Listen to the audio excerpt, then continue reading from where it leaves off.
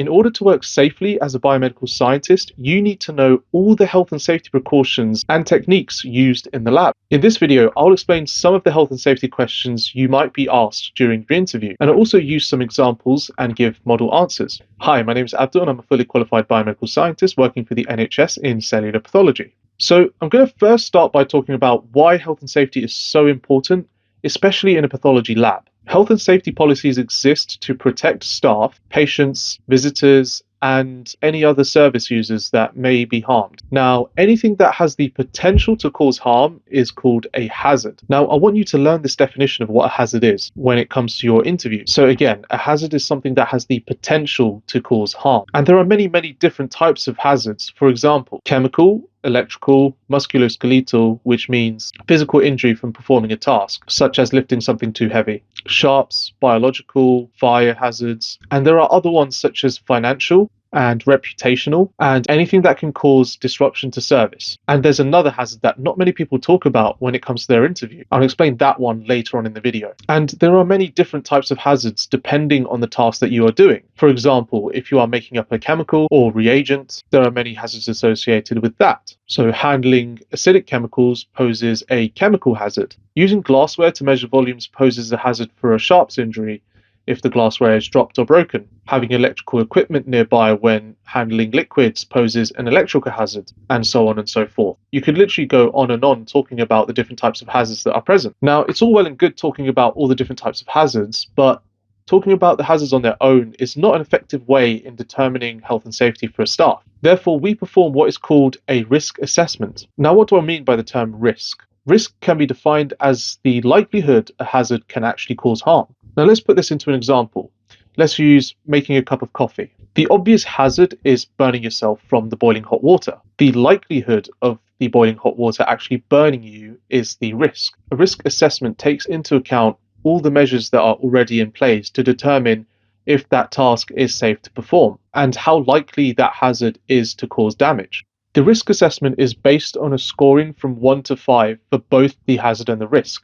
A score of 1 for a hazard means that that hazard has very little potential to actually cause harm, and a score of 5 for a hazard means that that hazard has serious potential to cause harm, such as loss of life. And the risk can also be scored from 1 to 5. So, for example, a score of 1 on a risk scale means that that hazard is so unlikely to happen.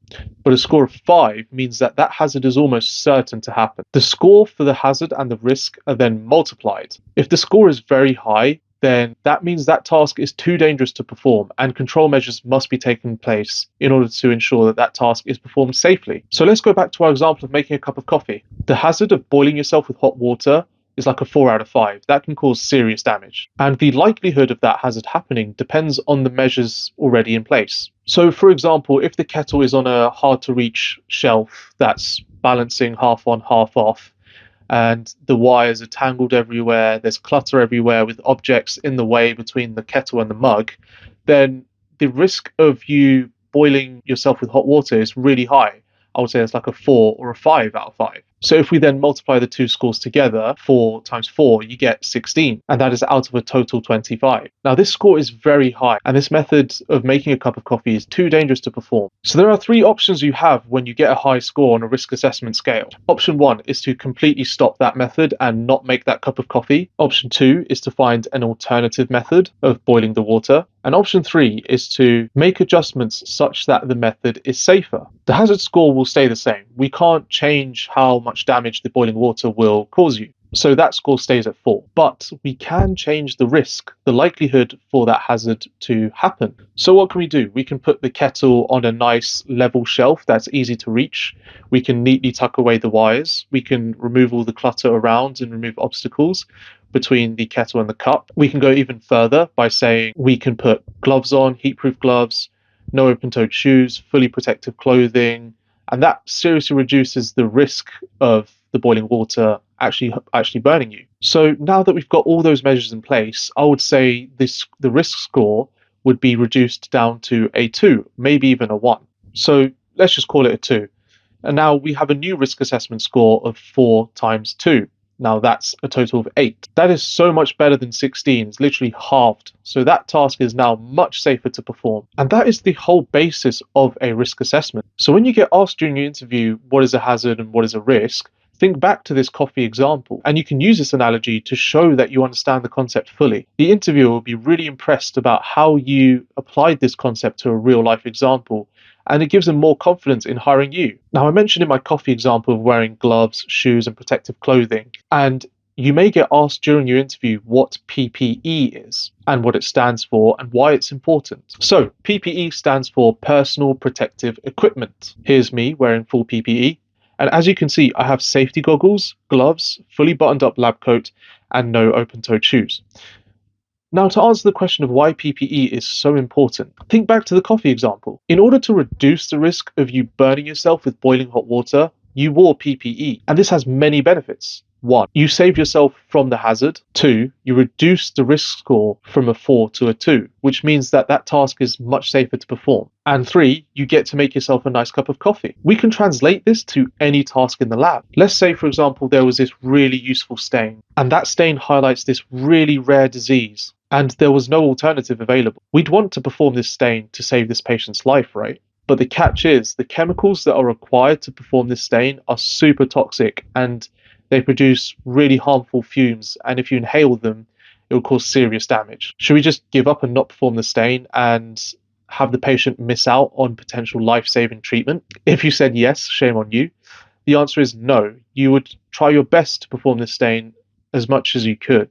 And how you can determine that is by performing a risk assessment. Now, during the risk assessment, you'll evaluate the safety of the technique and how you can perform it safely. So, for example, you could include the use of a respirator, which is a form of PPE. And using that respirator means that you won't breathe in those harmful toxic fumes that chemical can produce. So that seriously reduces the risk of the hazard. Now, I know this was an extreme example and you wouldn't be expected to perform something that dangerous in the lab routinely, but I use this example just to highlight how important PPE can be, not only to just protect yourself, but also the patient in terms of being able to perform potentially dangerous tasks at a safe level in order to achieve diagnostic results. Again, your interviewer will be super impressed with that answer and give you maximum scores for that question, because not only have you recognized the importance of PPE, you have linked it to the patient and their diagnosis, which, if you've watched my previous videos, will know about the amazing golden formula. And if you don't know about the golden formula, then I'd highly recommend you watch my video on skills you need as a BMS, because that goes into it in a lot more detail and will improve your chances on securing a job after interview.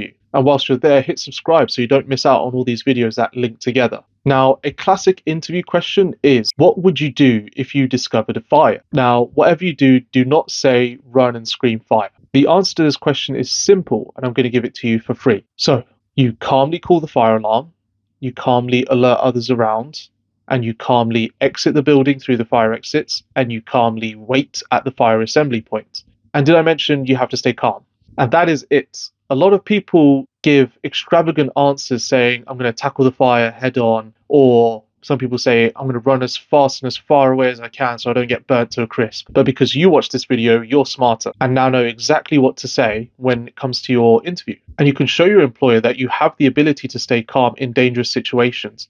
That means they're more likely to hire you. Now, another health and safety question you might get asked is, what are the different types of waste streams? And I think this question is fairly unfair to those of you who have never worked in a pathology lab, because it's not really that common knowledge. So how do we answer this question?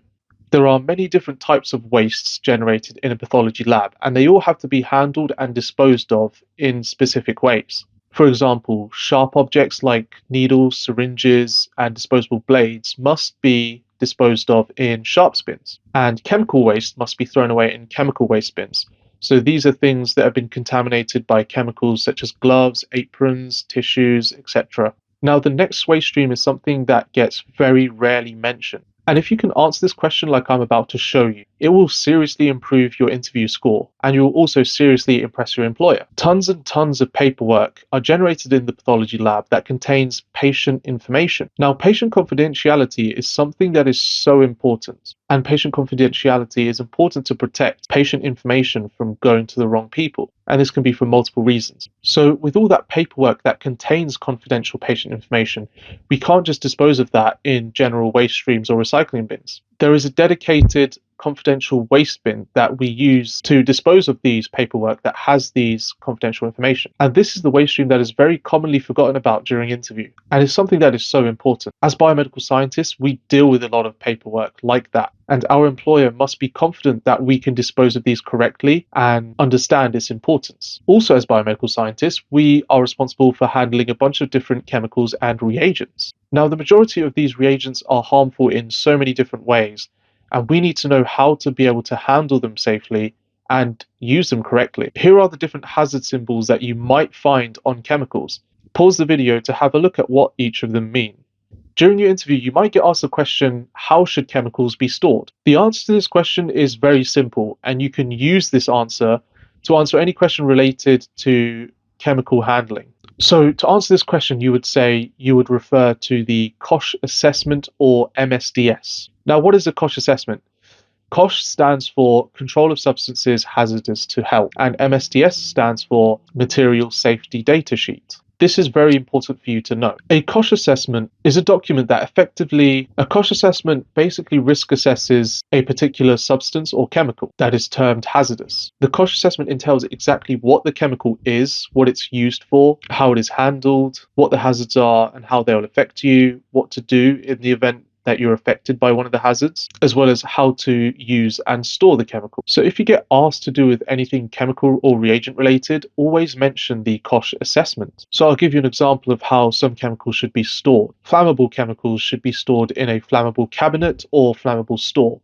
Acid chemicals should be stored in an acid cabinet, and so on and so forth. So another question you might get asked is, how would you deal with a chemical spill? This is also stated in the Koch assessment, but I'll tell you how to do it anyways. So the way you handle a chemical spill is dependent on the type of chemical spilled and how much is spilled. Small volumes are considered anything less than 100 milliliters, and these can generally be cleaned up using paper towels, using gloves, wearing a lab coat, and then ventilating the room after, and also alerting others that there's been a spillage. Larger spills are considered anything more than 500 mils, and at that point you would probably need to use a spill kit. We have 3 different types of spill kits in the lab. We have a formalin spill kit, a acid spill kit, and a solvent spill kit. Now obviously, depending on the type of chemical spilled, you would use that corresponding spill kit to clean it up. But if the liquid is flammable or produces toxic fumes and is more than 5 liters that has been spilled, then a spill kit would not be enough to clean that up.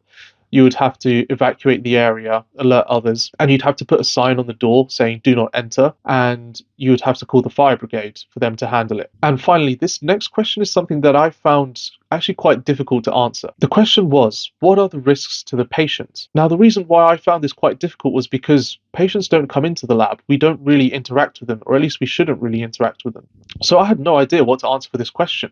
And after getting feedback, this is what the answer was. So the patient doesn't physically have to be in the lab to be at risk, but we do handle their samples, and we also handle the testing of those samples, and also the results of those tests, which go to the pathologists for diagnosis. So the risk to the patient is, if something goes wrong during that process, they may get the wrong diagnosis and treatment. And how can things go wrong? Well, you could accidentally mix 2 different patient samples up, which means that each of them may get the wrong diagnosis and therefore potentially the wrong treatment. And that is the risk to the patient. So that's it for the video. I hope you've enjoyed and learned something. If you have further questions, then leave a comment down below. And I also have a Slack group with other biomedical scientists, trainees, and students, which you can join and ask and answer questions there. I'll leave a link in the description below if you're interested. And I'm planning on making more videos about these interview advice. So subscribe to keep posted. Thank you for watching and take care.